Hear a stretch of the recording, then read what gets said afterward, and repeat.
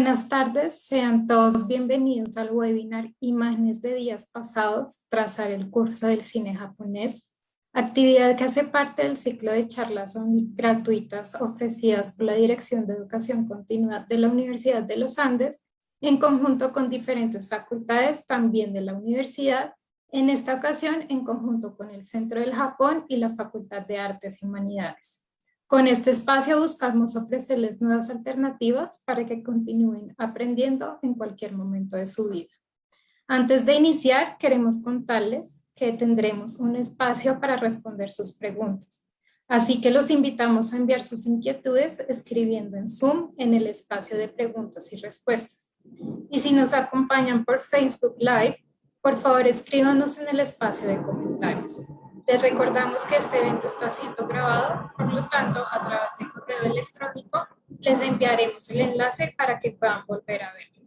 Sin más preámbulo, el día de hoy nos acompaña como panelista de este evento Juanita Barreto, profesional en cine de la Universidad Estatal de Arizona, Estados Unidos, y candidata a magíster en Historia del Arte de la Universidad de los Andes.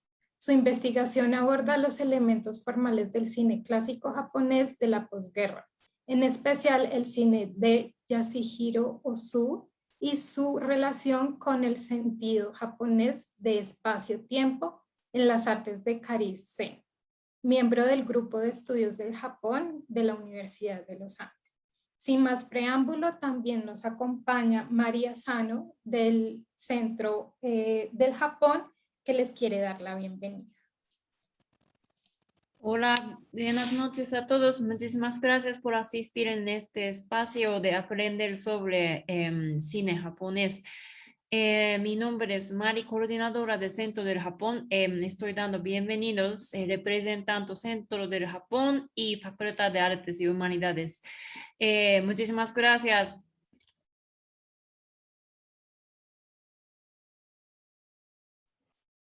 Bueno, creo que es mi turno. Hola a todos, un saludo a todos los asistentes, a todos los que nos acompañan. Soy Juanita Barreto y hoy voy a ser la panelista de esta charla. Y para que, bueno, aquellos que se están uniendo hasta ahora y quizá no están muy seguros sobre lo que se va a tratar esta charla, les comparto.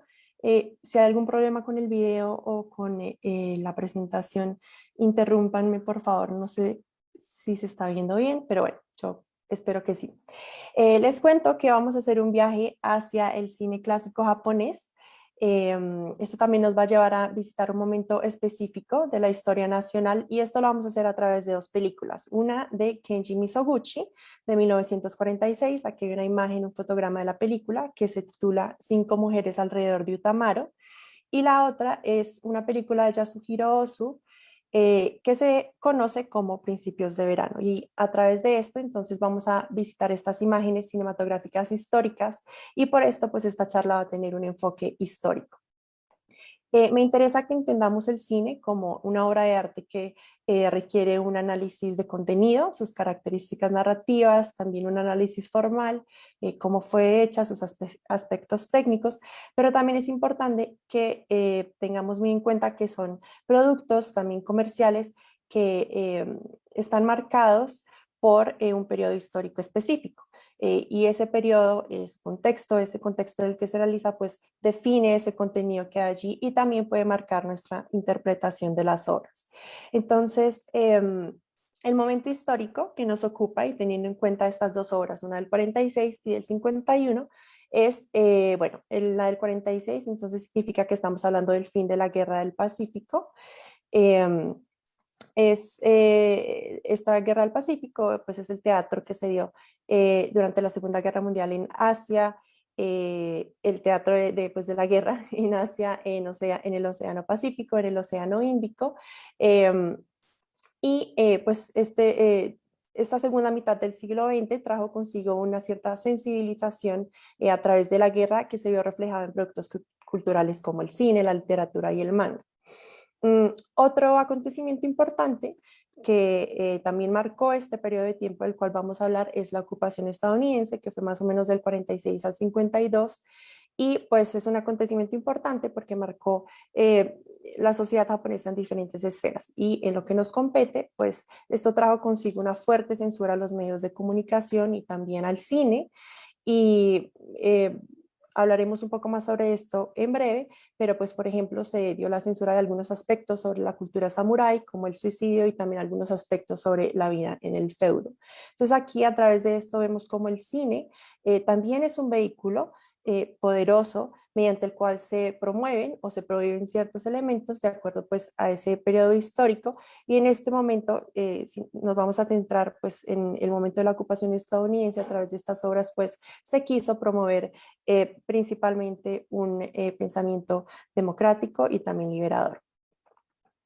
También en cuanto al cine japonés, es importante tener en cuenta que estamos hablando de un cine nacional.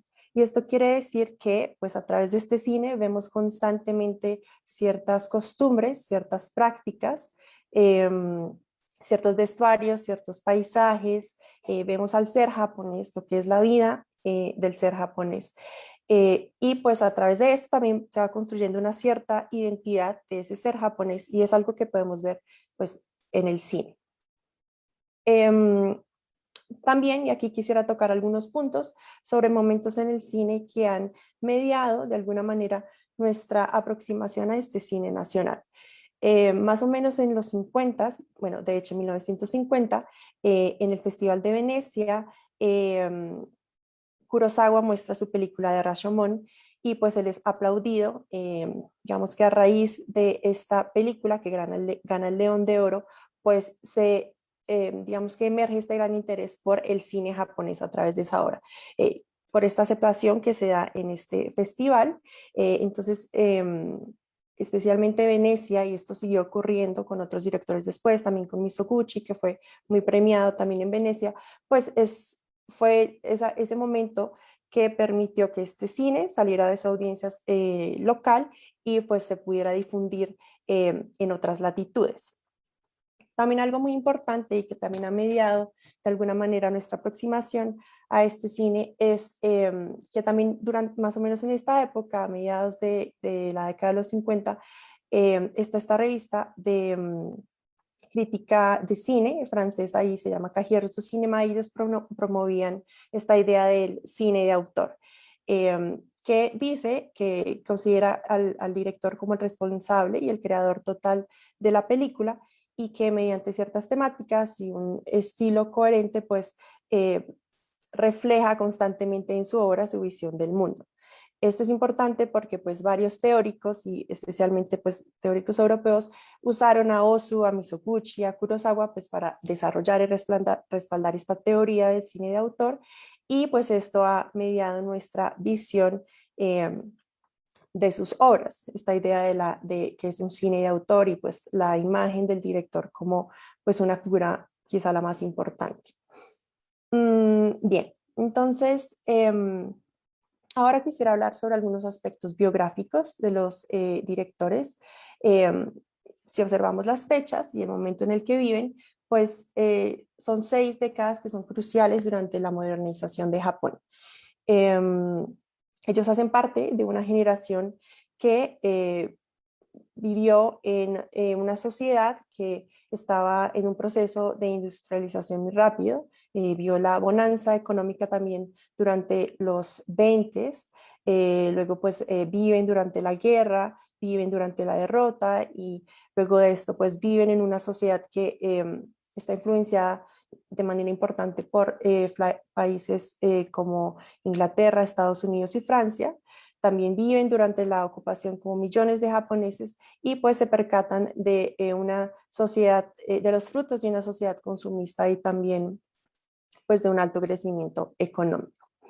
En cuanto a la manera en que ellos llegan al medio fílmico, sobre Ozu puedo decir que, como mencioné, pues él estuvo rodeado de una cultura urbana que confluía con tendencias euronorteamericanas, y estas culturas eran pues objeto de admiración para él, y su mayor afición era el cine, y de ahí que haya decidido iniciar su carrera en el cine.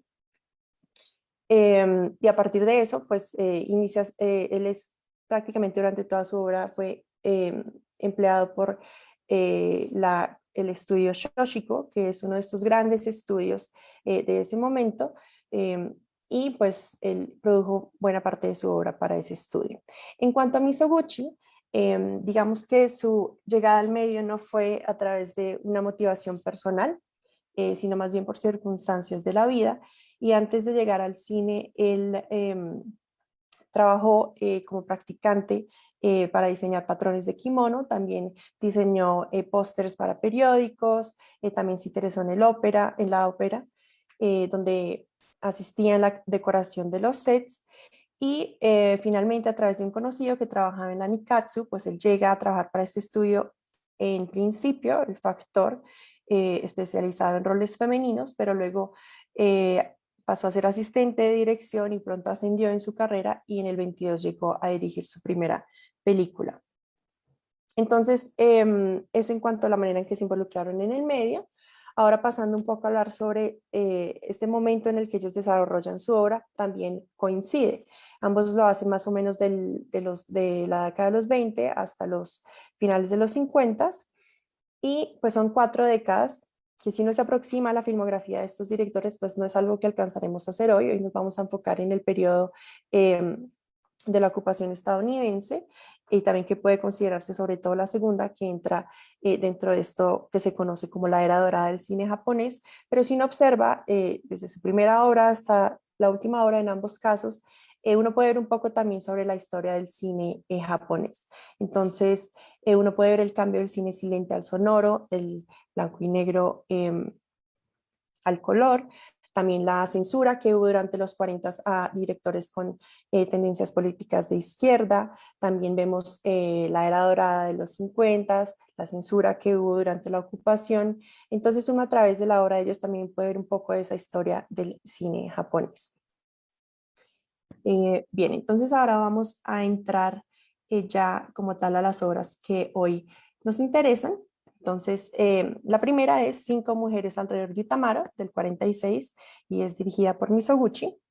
Cuando uno habla de este director, se encuentra muy a menudo con que pues se le conoce por sus planos largos, es decir, planos abiertos, donde nos deja ver paisajes, el entorno, esas puestas en escena tan detalladas en las que él trabaja. Y esto de la mano con un plano secuencia, es decir, un plano en el que no hay corte, sino que se despliega pues ante nuestros ojos como todo este escenario, y hay un movimiento de la cámara muy suave y nos deja ver esto como de una manera muy armoniosa. Y también se le conoce por el melodrama, digamos, tal como se le conoce a Kurosawa por su fascinante sentido del montaje. A él se le asocia, a Mizoguchi, también con los Jidaigeki, que son películas de época, películas de periodo, es decir, en un tiempo premoderno. Y también se le asocia con la Nikatsu, que pues es el estudio para el cual él trabajó en principio. Antes de ver el clip, quisiera decir algo muy breve sobre la película, como para no dejar flotando el clip. Y quisiera decir que pues se basa muy libremente en la vida de uno de los más grandes artistas japoneses, Kitagawa Utamaro, quien desempeñó su obra como artista más que todo en el género popular de los grabados en madera, del ukiyo-e. Y él de alguna manera iba en oposición de las formas artísticas tradicionales y también de las formas clásicas, como por ejemplo la pintura de la escuela Kano, que era la pintura que prevalecía entre el siglo XV y el siglo XVI. Y Utamaro, a través de sus grabados en madera, iba un poco en contra de esas formas clásicas, y también lo hacía representando a personas que pertenecían, como estaban al margen de la sociedad, como por ejemplo a prostitutas. Entonces vamos a ver el clip de la película.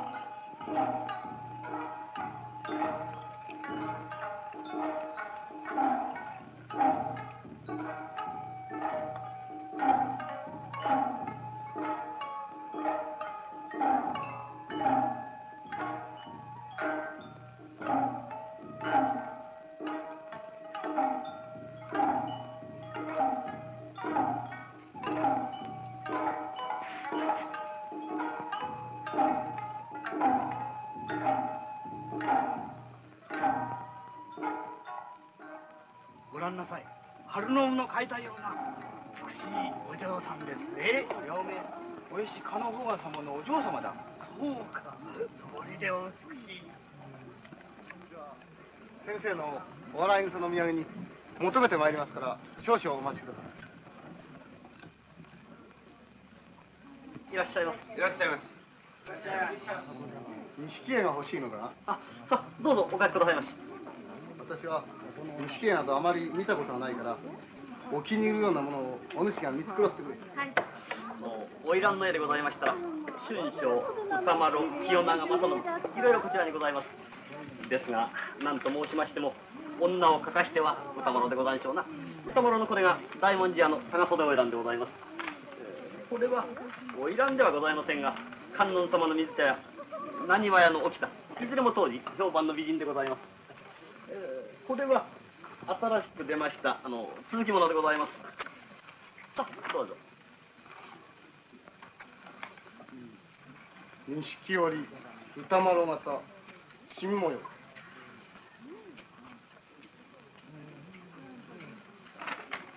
番頭、これは何と書いてある？読んでみろ。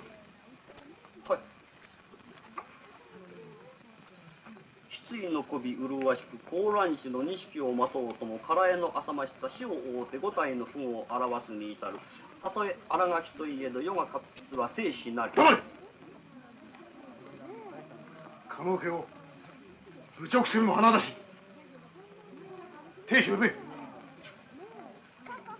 亭主をこれへ呼べというのじゃ。清之助様、どうなされたのでございます？いや、この絵の歌丸の持参が傲慢も花だし。亭主呼ばんか。はい。主人はただいま宅には。どこにいるのじゃ。車の中に。蔵のどこじゃ。多分大文字屋だろうと存じます。大文字屋。はい。よし。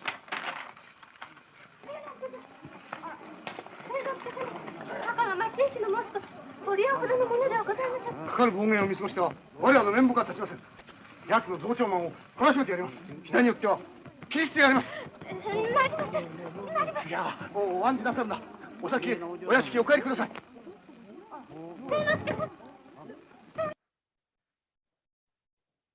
Bueno, vamos a ver aquí unas cositas para poder volver a la presentación. Listo. Entonces, bueno, teniendo en cuenta este clip, podemos ver que el periodo Edo se usa como un recurso visual. Vemos ciertas costumbres, ¿no? Estas mujeres, vemos esta procesión de las mujeres, que en un momento ya hablaré sobre esto. Vemos ciertos vestuarios, vemos esto de la venta de estas láminas y vemos esto del periodo Edo como un recurso visual. Este periodo va más o menos de 1615 hasta 1868, aunque a veces los números cambian un poco de acuerdo a la fuente que se revise, pero este periodo es muy importante en la historia de Japón porque es un periodo en el que el país se aísla del mundo y algo muy interesante ocurre en las artes, y es que florecen varias artes que pueden considerarse como artes japonesas, aunque sigue teniendo algo de influencia china, pero logran tener un poco de distancia de esta influencia, y surge, por ejemplo, el ukiyo-e, que son los grabados en madera. En cuanto a la palabra, ukiyo se refiere a una idea que es esencialmente budista, que habla sobre la natura efímera de la vida,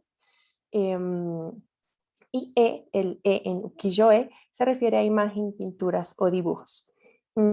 Esta realidad transitoria se tradujo en el arte, en una visión que los artistas llamaron lo flotante, y por eso muchas veces se le conoce como imágenes del mundo flotante, y lo que se representaba eran los placeres de la vida, que pues sabemos son transitorios, así como sus efectos, y vemos varios temas en esto del ukiyo-e. Hay paisajes, muchas veces vemos el monte Fuji, también hay actores famosos del kabuki, que es el teatro popular, también personajes famosos del sumi, y sobre todo las bijin, que son estas mujeres hermosas de Edo, que a veces en las películas de estos directores se les traduce como las cortesanas, pero pues como mencioné también eran prostitutas que trabajaban en el distrito de Yoshiwara, que era el distrito rojo de Edo, que es el nombre de la ciudad que hoy día se conoce como Tokio.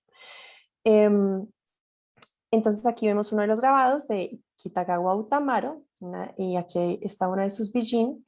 Y este especialmente es un nishiki-e que pues tiene varios colores porque se hace con varios bloques, pero también se pueden encontrar los mokuhanga que se hacen con un bloque y por esto tienen un color.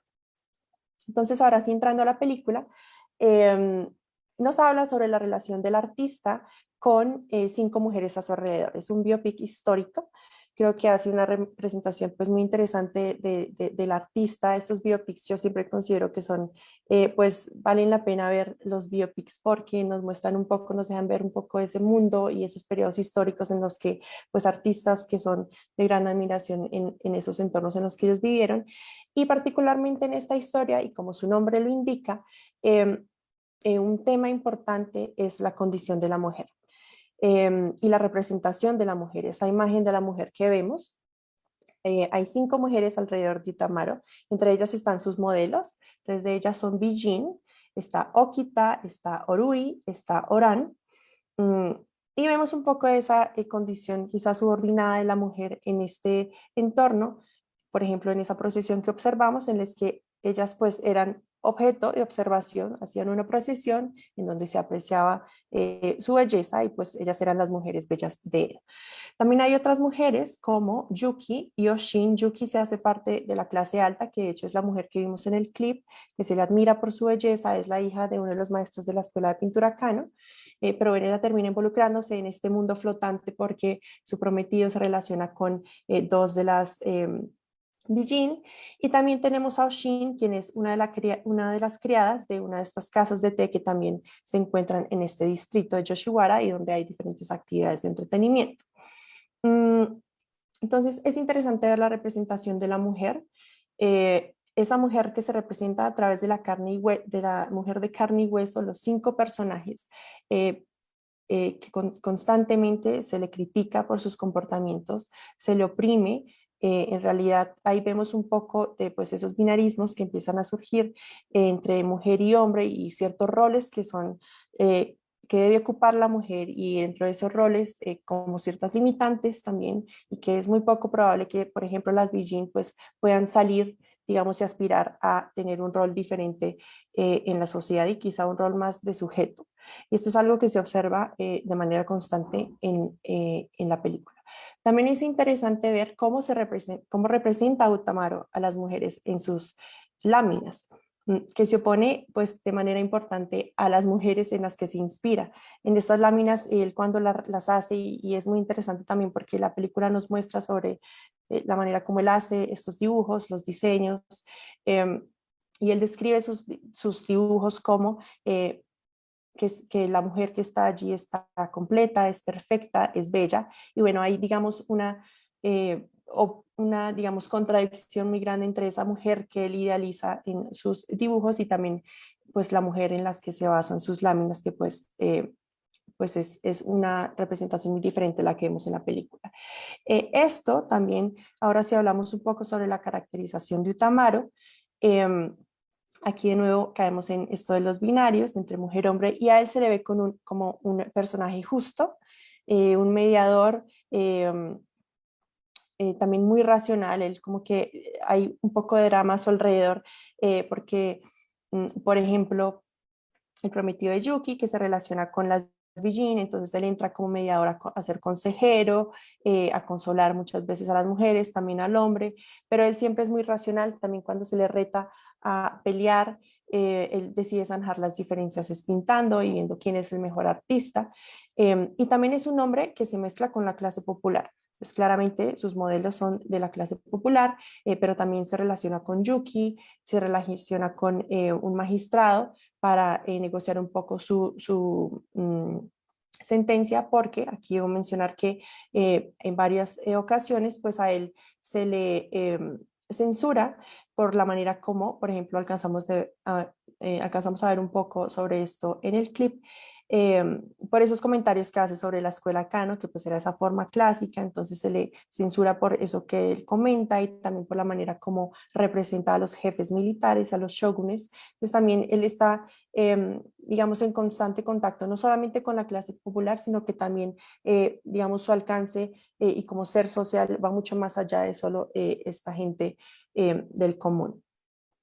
Una cosa muy interesante también de esta película de Mizoguchi es que se ha dicho que pues hay elementos autobiográficos de Mizoguchi en la película y particularmente también se dice que él hizo un autorretrato a través del personaje de Utamaro y sí se pueden pues trazar algunos paralelos que por ejemplo como Utamaro pues Mizoguchi era conocido por su representación de las mujeres. Esta no es la única película en la que él trata representa a mujeres, sobre todo mujeres al margen de la sociedad, y que pues probablemente era un tema que a él le interesaba y quería documentarlo y se puede interpretarse pues como un tema político y esto de querer documentar en sus películas pues esta condición subordinada de la mujer. También como el arte de Utamaro, el arte de Mizoguchi es un arte popular. Mm, y también sobre esto que mencioné de la mensura, al igual que Utamaro, Mizoguchi afrontó la censura a lo largo de su carrera, durante los 40 por parte del gobierno japonés y también durante el periodo de ocupación, pues se enfrentó a la censura de las autoridades de la ocupación y pues este tema de la censura lo trata de una manera muy literal en la película y representa pues esos obstáculos que debe afrontar un artista que es un pensador libre y que también, bueno, finalmente logra expresar y ser libre a través de su arte. Bueno, esto en cuanto a algunas de las características narrativas, ahora hablando sobre elementos formales, como mencioné y como vimos también en el clip, vimos este plano largo, ¿no? Abierto, donde se mantiene una cierta distancia con los sujetos que se fotografían y eso también se hace con un plano secuencia, ¿no? Vimos cómo se navegaba en el espacio, cómo las personas caminaban y si hay cortes, como por ejemplo cuando entramos a la tienda, pues son muy discretos y se mantiene siempre esto del movimiento de la cámara, el plano secuencia. Y esto va muy de la mano con las convenciones del cine de Hollywood, también de la época, que podemos ver que Mizoguchi adaptó algunas de estas convenciones tipificadas en el cine hollywoodense, pero no se adaptó completamente a estas. Y aquí traigo algunos fotogramas, que esta escena no la vimos, pero esta es del fin de la película, hacia el final de la película, en el que él, bueno, sigue usando este plano medio largo. Este también es un plano secuencia, aquí no hay corte, pero vemos cómo poco a poco él sí llega a acercarse mucho al sujeto, a la mujer, y vemos muy de cerca su rostro, se convierte casi que en un primerísimo plano, y va muy en sintonía con la narrativa, porque al final este personaje femenino logra expresarse, logra ser, logra hablar y expresar su punto de vista en esta sociedad que la oprime. Y la vemos ya como un sujeto que se expresa, no distante, como en buena parte de la película se le ve a las mujeres muy en el fondo del encuadre, los hombres están delante de ella, no se le ve muy bien y pues tiende a verse más es como un objeto y se ve más es su cuerpo, pero sí podemos ver hacia el final, ver a la mujer muy de cerca y vemos como Mizoguchi usa estas convenciones, pero también las adapta para su propia práctica y pues tiene una función muy pues particular en este caso, esto de acercarse al sujeto y ver su expresión pues dentro de su narrativa y de lo que él quería expresar en su obra. Pasando un poco al contexto ya de producción, como mencioné, esta película se realiza en 1946 y desde este momento ya empiezan a censurar las autoridades de la ocupación. Entre ellas está la División de Información y Educación Civil, la CIE, estos eran los censores, y había toda una serie de temas prohibidos. Y en específico, las películas de época como esta se censuraban. Eran un tema delicado porque se consideraban como el germen del pensamiento feudal y antidemocrático. Sin embargo, vemos que pues esto se podía negociar y fueron flexibles con esto porque esta fue la primera película que se realizó de época después del fin de la guerra. Y podemos ver también por qué. Está un poco en sintonía con las nuevas prescripciones liberales que trajo consigo la ocupación, aunque vemos estas mujeres que están en una situación de represión, también alcanzamos a ver un poco que también pues logran expresarse y liberarse un poco, aunque de nuevo pues no es muy contundente. También vemos a Utamaro como un individuo que busca con insistencia su libertad y expresar su libertad a través de su arte. Y es algo que él logra. También se dice que Mizoguchi se sentó a negociar con las autoridades, con los censores, y dio toda una gran cantidad de razones para que lo dejaran hacer su película. Él decía que, les dijo que Utamaro pues era un hombre amado por la gente del común, un objeto cultural importante y una especie también de demócrata previo a la ocupación. Además de esto, también él les expresó a los censores pues su interés en hacer en un futuro próximo otras películas sobre este tema de la liberación femenina, y de hecho fue algo en lo que él se dedicó en años posteriores. Y bueno, complacidos con por lo menos este tema de la liberación femenina, pues las autoridades le permitieron hacer esta película. Aquí quisiera hacer una anotación, y es que Kanji Kunieda, quien fue el autor de la novela original sobre la cual se basó esta película, quedó algo consternado con la versión última de la película porque él había hecho un énfasis en el tema mucho más atrevido de la liberación humana a través del erotismo. Y eso es algo que se atenúa un poco con esta caracterización de Utamaro, de la cual acabo de hablar, que pues se le veía más como una especie de demócrata previo a la ocupación. Bien, ahora vamos aquí a dar un salto. Vamos a pasar a nuestra siguiente obra, que es Principios de Verano, de Yasuhiro Ozu. En realidad, si uno mira los kanji, el título está más relacionado con algo como tiempo de cultivo de trigo, pero se le conoce como Principios de Verano.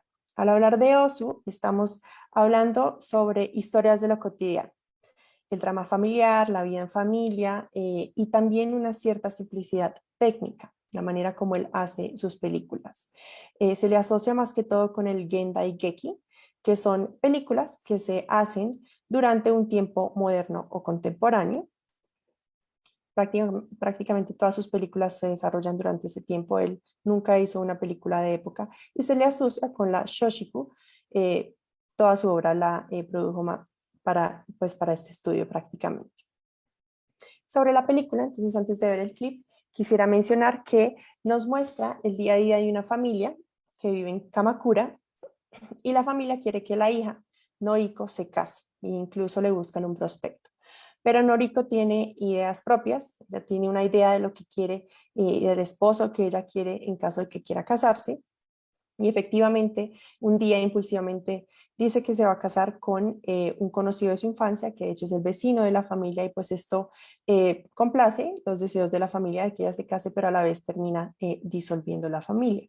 Creo que es un retrato muy bello sobre, y también lo hace de una manera con algo de humor y también con algo de nostalgia, las diferencias entre las generaciones y que aún ante esas diferencias pues conviven en familia. Entonces vamos a ver el clip.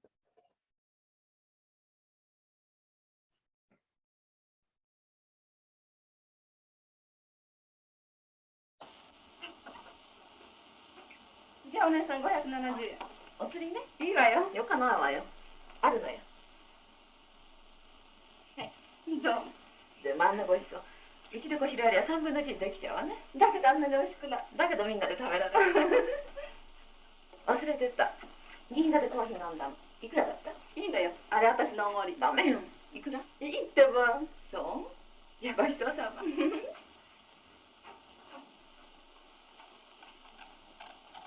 ばちゃん。何？何よ。何？ヤマトのおじいちゃん、住むかい？すんばじゃないわよ。だってさっき聞こえなかったよ。聞こえるわよ。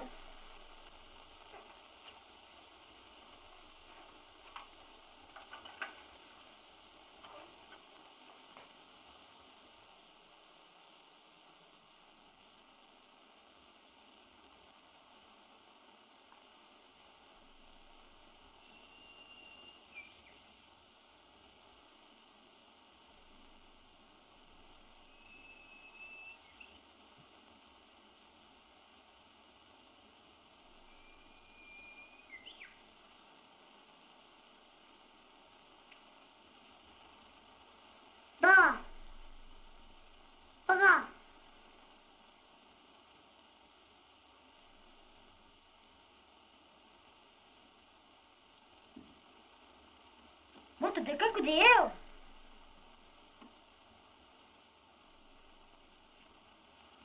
パーパー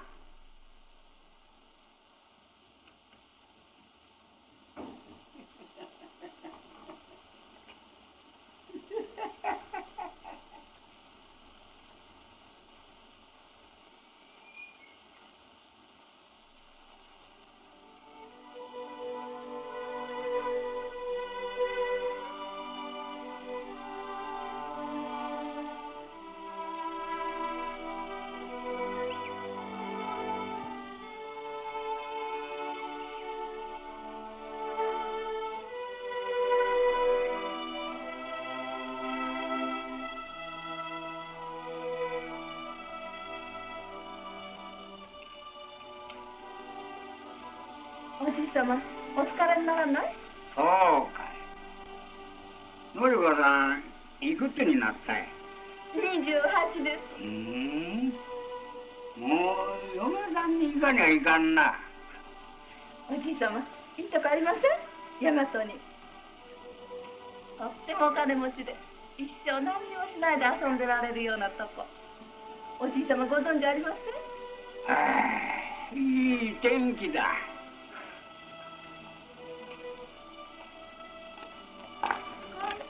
こんにちは。いいわね、みっこちゃん、おばあちゃまと。どこ行くの？あんまりお天気がいいもんですから。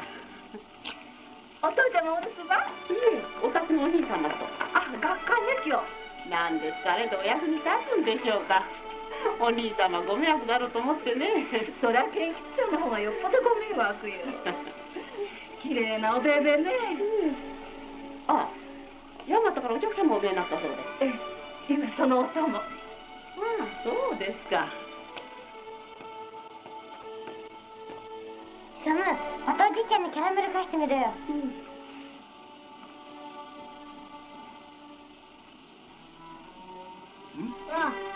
おう。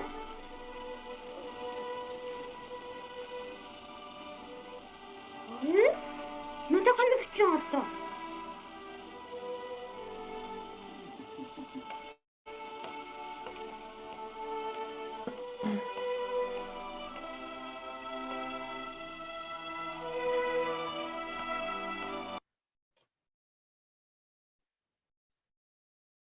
Bien.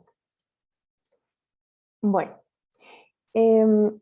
entonces, en cuanto a algunas características narrativas del filme, y que es importante saber sobre el cine ocio y sobre todo el cine de posguerra, y es que vemos que hay una cierta, digamos, a él no le interesa mucho una gran narrativa o una trama o un argumento, ¿no?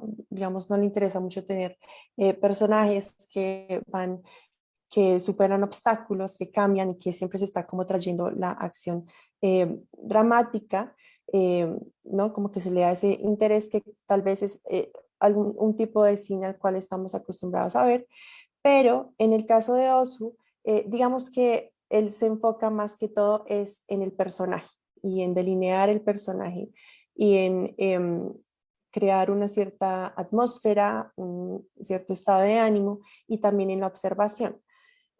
¿A qué me refieren con esto de la observación? Por ejemplo, como vimos en el clip, se le dedican segundos y un buen tiempo también en pantalla a actividades que pueden parecer muy simples, como por ejemplo vemos por varios segundos al tío observando a través de la ventana, probablemente observando el cielo, y esto nos deja ver, nos deja conocer mejor al personaje, ¿no? ¿Qué le interesa ver? ¿Qué lo conmueve?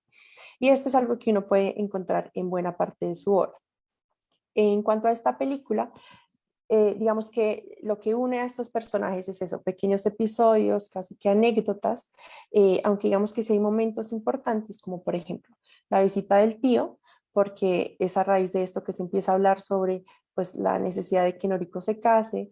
También es importante que la búsqueda de ese prospecto para Noriko, y otro momento importante también es cuando ella le dice a la familia que no, que pues ella va a casarse con tal persona y no es la persona que pues ellos, la familia tenía para ella. Entonces, en cuanto a algunas características narrativas, voy a matizar algunos de estos temas sobre lo cotidiano y la vida en familia. Hay que prestar cuidado sobre en la especificidad de esta cotidianidad que él nos muestra. En este caso, y si tenemos en cuenta el video, podemos ver que lo cotidiano es que la familia va junta a visitar este lugar histórico, este monumento, y pasan un tiempo allí juntos. Y esto, lo que estamos viendo, es una familia de clase media alta que vive en los suburbios, y justamente sobre esto es lo que quiero llamar la atención. En buena parte de la obra de Ozu uno puede encontrar personajes de clase media, y sobre todo clase media, y él fue fuertemente criticado a lo largo de su carrera por esto, sobre todo por críticos japoneses con tendencias políticas progresistas que lo tildaban como conservador por no representar o evitar representar la realidad de la vida de los japoneses. Entonces aquí yo pienso que es importante, y este es un punto, digamos, que me interesa que quede claro en esta charla, y es la necesidad de entrar a ver esas condiciones históricas a las cuales los directores respondían en el momento en el que creaban su obra. En el caso de Ozu, él tiene una vasta filmografía, más o menos entre 45 y 50 películas, y aunque sí, en sus películas predomina la clase media, si uno presta cuidado también hay casos en los que él sube o baja del estrato social para mostrar diferentes aspectos de esa cotidianeidad a través de personajes que pues pertenecen a una clase baja. Y pues también otra manera de interpretar, sobre todo en sus películas de posguerra, que se centran más ya en clase media alta, que pues muy probablemente él estaba respondiendo a ese entorno inmediato que lo observaba, y que era esta creciente clase burguesa que se dio durante este periodo. Y pues él estaba retratando ese tipo de familia que muy probablemente era la que él observaba en su entorno inmediato. También otro tema importantísimo en esta película, y también como otras, también de este periodo de posguerra en el que él produce obra, es la mujer moderna y su liberación. Y esto lo vemos a través de Noriko. Como mencioné, pues ella va en contra de la tradición, ella elige su esposo, de hecho ella es la que le propone casarse, casi que lo deja sin ninguna otra alternativa, y pues esto es, dentro de este contexto, estamos hablando de los 50, porque esto se podría interpretar de otra manera hoy día, pero dentro de los 50, pues esto era un comportamiento algo pues en contra de las tradiciones. Sin embargo, no es tan sencillo, porque si uno entra a ver la decisión de Noriko, pues ella pues es una decisión algo conservadora, porque decide casarse con un conocido, con un amigo, ¿no? Un amigo de la infancia, es alguien que la familia conoce, es el vecino. Entonces, digamos que son personajes complejos, a eso es a lo que quiero llegar, que hay una cierta ambigüedad, nos muestran un poco esto de la mujer moderna, pero a la vez es una modernidad frágil, porque aún hay una cierta conexión con estas tradiciones pasadas. Esto de la mujer moderna también se puede ver fuera del matrimonio. Ella es una mujer independiente económicamente, trabaja, y sus ingresos pues contribuyen de manera importante a la familia. Y también a ella se le asocia constantemente con el tren, y entonces ella va y viene, va a Tokio a menudo, se reúne con sus amigas en cafés y restaurantes en Ginza, y esto de la movilidad también se puede, a través de esto de la movilidad de la mujer, se puede ver un poco esto de la mujer moderna. Y todo esto se puede entender si se tiene en cuenta el momento en el que, de la película, que aquí olvidé mencionar esto, y es que las películas de Ozu siempre intentan reflejar el presente, es decir, si esta película se hizo en 1951, esta historia tiene lugar en 1951. Entonces esta imagen de la mujer moderna, si tenemos en cuenta este momento, este año, se puede entender con las reformas de género que trajo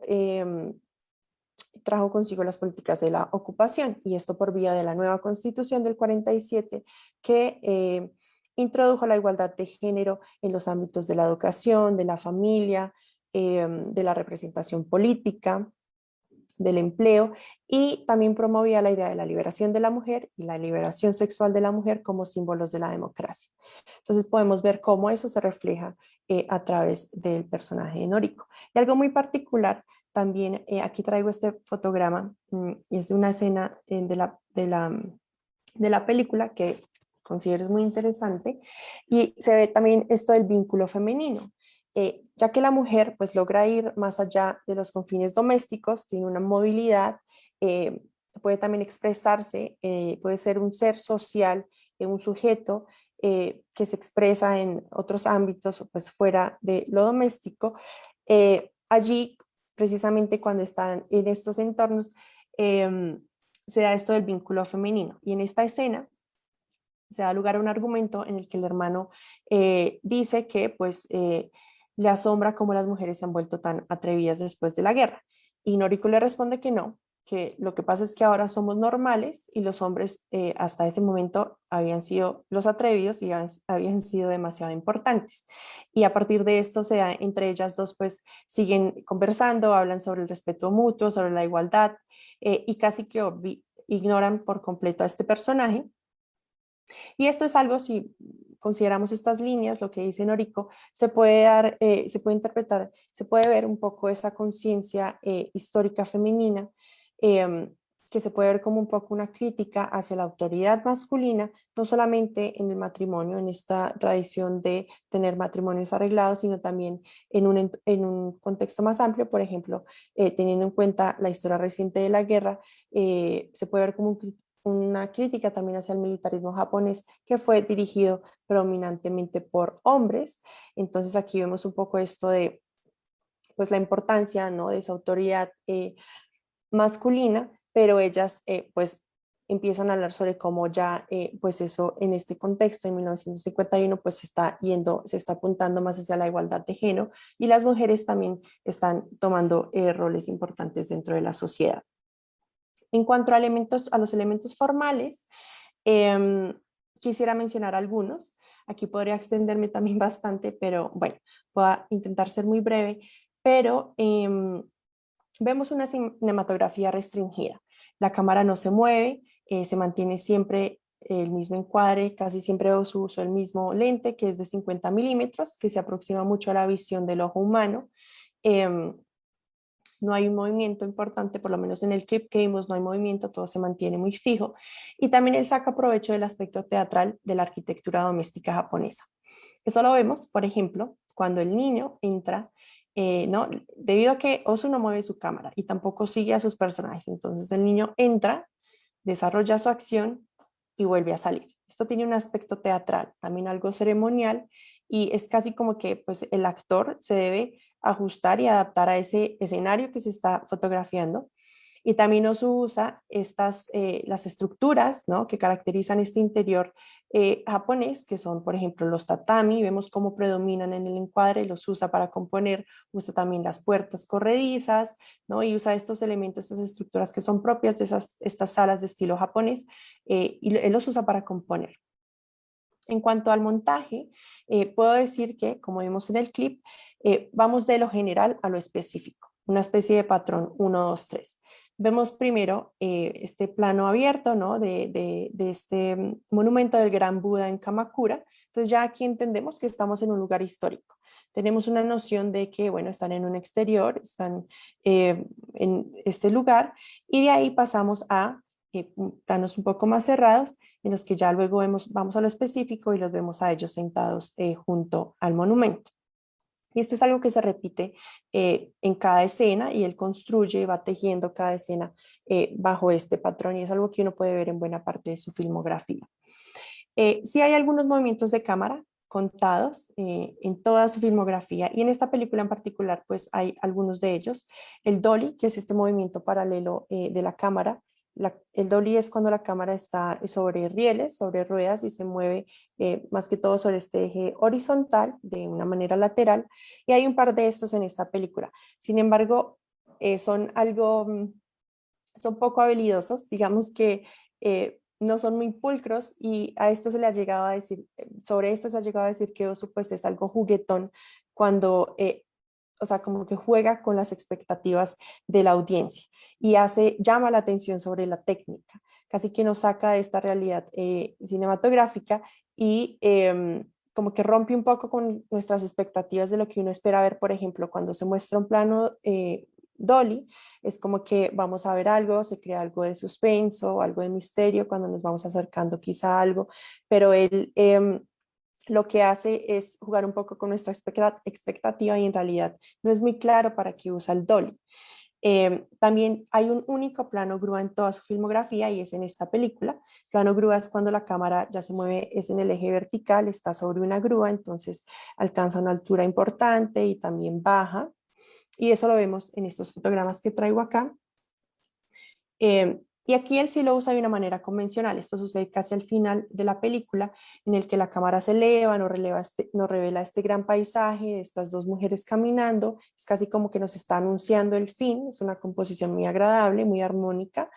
Y sí tiene una opción, lo usa de una manera convencional, pero el hecho de que en su estilo justamente no es un estilo que hace un uso constantemente de los recursos de la cámara, esto de los movimientos, por ejemplo, al ver esto tiene un peso importante y resulta muy potente en este momento, digamos, de la historia, pues tiene un peso importante este plano grúa.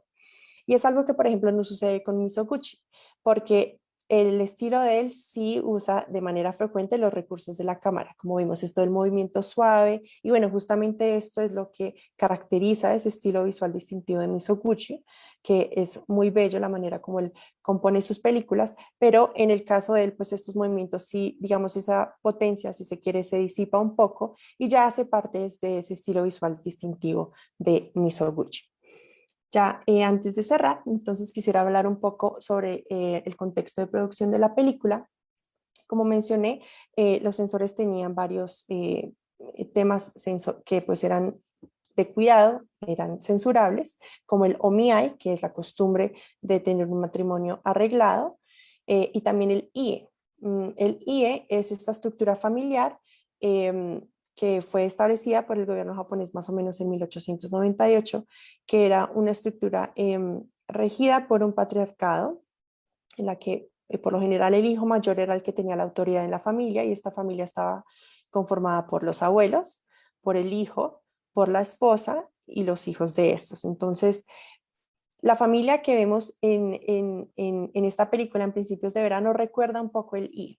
Entonces, esto causa un poco de, pues es cuestionable cómo él logró, aunque no lo representa, digamos, de manera directa esto del IE o el OMIAI, sí vemos que hay indicios de esto, ¿no? El OMIAI, por ejemplo, tenemos al personaje del hermano que él insiste en que la hermana tiene que casarse a través de esta costumbre del OMIAI, él es el que se esfuerza porque funcione esto del matrimonio arreglado, que pues al final no tiene éxito, pero es interesante ver cómo Ozu logra representar eso, aunque digamos eran temas de cuidado, pero podemos entender por qué lo logra. Y es que él quizá logró atenuar estos temas que eran censurables con temas que también eran recomendables. Los censores también tenían toda una lista enorme de temas recomendables, como por ejemplo la receptividad de los japoneses. Y eso es algo que podemos ver en la película, que se adaptan a este nuevo orden, que integran la cultura norteamericana también en el día a día, como que se suma. También otro tema recomendable era la liberación de la mujer, que es algo que podemos ver a través del personaje de Noriko. Y también incluso otro tema era el béisbol, que es algo que podemos verlo a través de los niños con sus cachuchas y esta pelota con la que siempre están jugando, que son objetos que se pueden asociar al béisbol.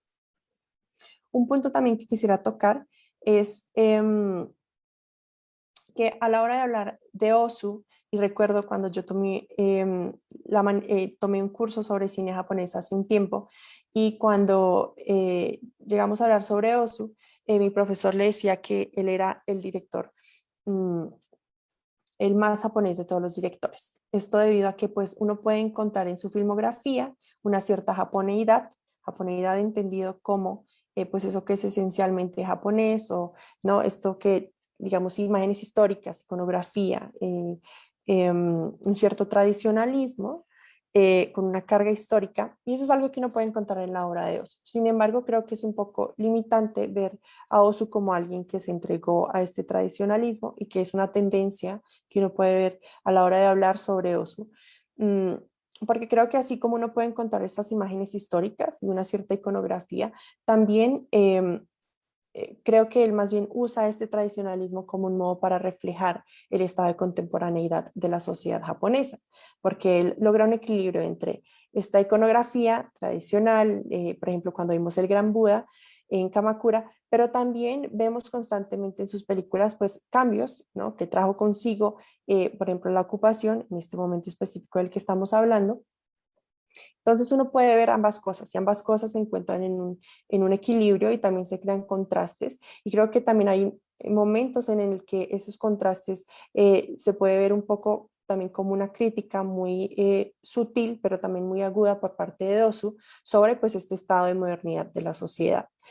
Em, Aquí, a partir pues de esto, entonces de esta idea, de este equilibrio, digamos, entre esos dos momentos, el pasado y el presente cambiante, tal vez se podría hablar de una nueva japoneidad, entendida quizá como con una noción más activa, y es este equilibrio, ¿no?, y esta coexistencia que se da entre los cambios que trajo consigo la ocupación y toda esta tradición histórica, y cómo los dos coexisten, como que se suman, no compiten, y algo así como los zen y el shintoísmo también conviven.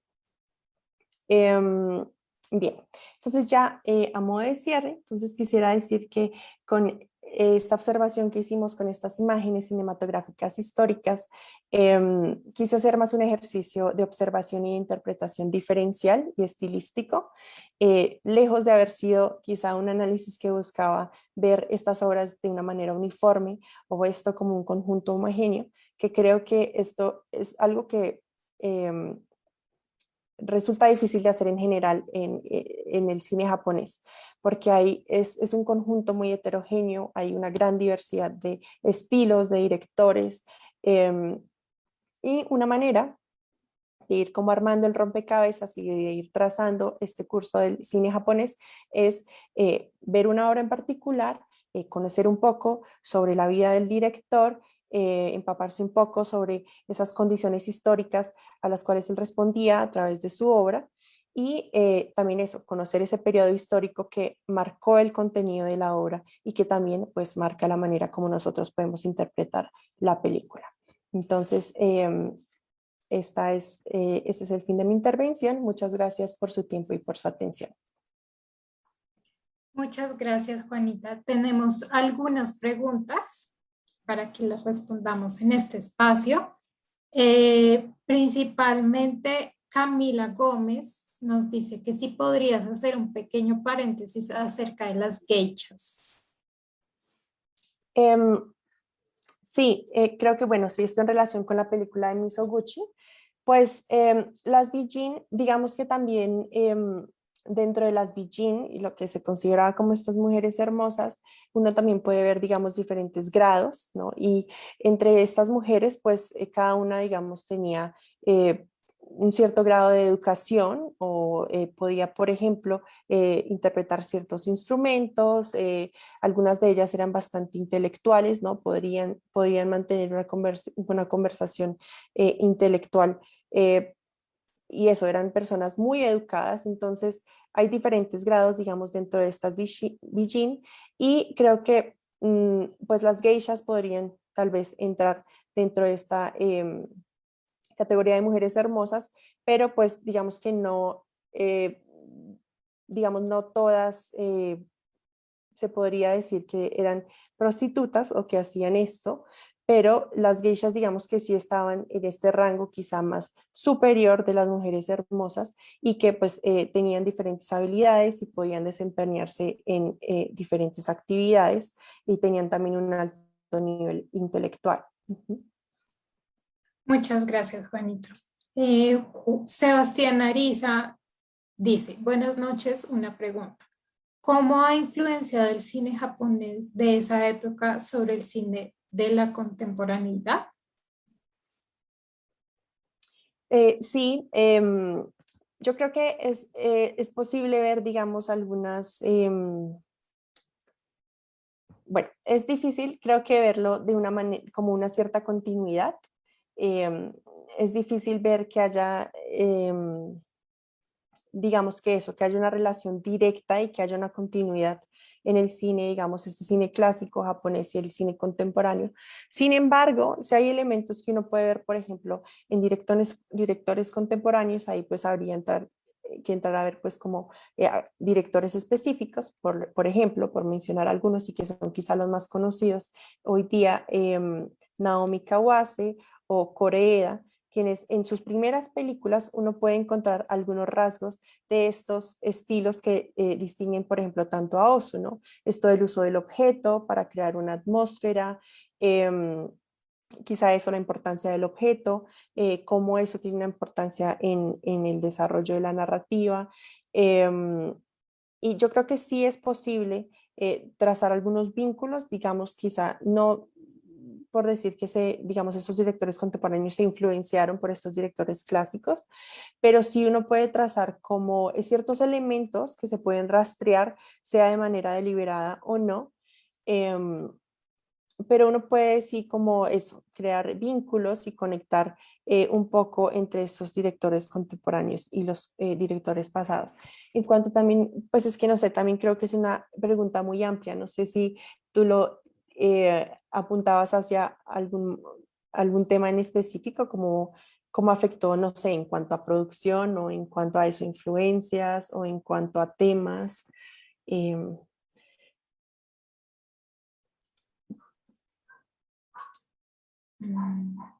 Pero bueno, de pronto creo que sí es posible rastrear un poco como de esto que distinguió tanto a estos directores, por ejemplo, y en especial estoy hablando de Osu, sobre esto del objeto, es algo que uno puede ver en directores contemporáneos. eh, Sin embargo, también creo que hay temas, digamos, que son como inmortales, ¿no? Y que siguen, digamos, siendo importantes en el cine y que se siguen tratando y que pues uno puede ver temas que se trataban en este momento, por ejemplo, en la era dorada del cine japonés, que uno puede ver en cine contemporáneo japonés también, temas que pues siguen siendo relevantes y se retratan, pero sí, no sé si respondí tu pregunta o si y estabas apuntando hacia algo más específico.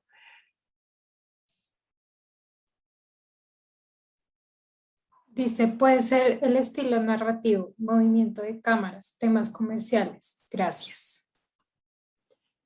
Sí, sí, entonces creo que sí, por ejemplo, tal vez de pronto, y bueno, voy a continuar con los ejemplos con los que estaba hablando, y es esto de la simplicidad técnica, es algo que uno puede rastrear también en directores pues más recientes, como Kitano, Takeshi Kitano, ¿no? Esto de más un cine, si se quiere, un poco contemplativo, tomas largas, ¿no? Una simplicidad técnica. Yo creo que sí son elementos que uno puede encontrar. Sin embargo, creo que uno tiene que entrar a ver, pues en especial la obra, ¿no? Y ver un poco, de nuevo, estos contextos en los que se hizo la obra. Pero sí hay elementos que, sea de manera deliberada o no, uno puede encontrar relaciones entre un cine anterior a este cine contemporáneo y estos directores de hoy día. Que de hecho, y aquí aprovecho para mencionar que si esto es un tema de interés también para tal vez algunos de los otros de los asistentes, y es que el otro año se va a dictar un curso a través de educación continua llamado Cultura Visual y Popular, Cine Clásico y Contemporáneo, y justamente lo que se busca hacer es un poco eso.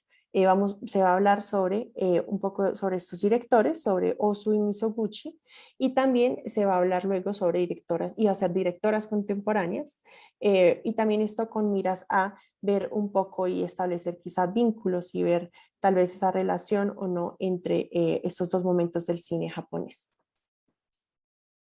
Muchas gracias, Juanita. Una última pregunta. Dicen, ¿cómo afectó a los cineastas mostrar en sus películas la liberación de la mujer? ¿Cómo afectó? No sé si te refieres en cuanto a la censura o cómo los afectó. Y si es en este periodo en específico, pues yo creo que no, si es en cuanto a esto que acabo de mencionar,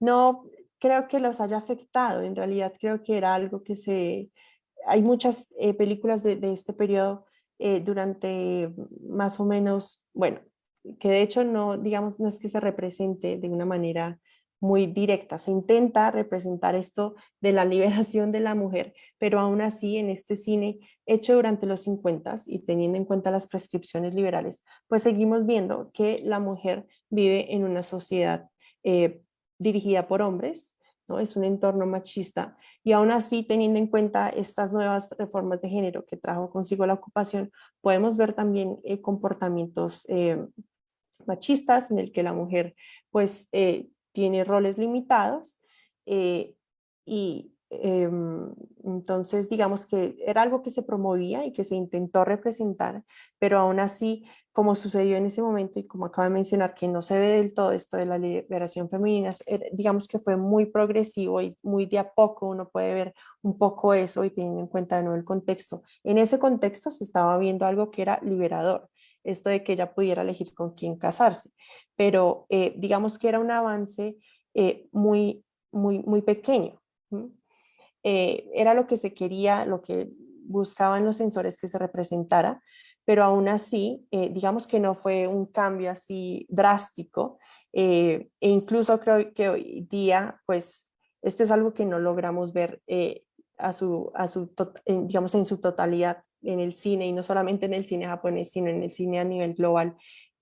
Digamos que aún no logramos ver personajes femeninos en realidad como personajes femeninos y como sujetos libres, creo que aún eso no se logra, pero en ese momento pues era algo que se promovía y que se alcanza a ver indicios de eso, como mencioné con el personaje, por ejemplo, de Noriko, pero no creo que los haya afectado, de hecho pues era algo que ellos por lo que estaban apuntando, teniendo en cuenta pues los temas que recomendaban también los censores.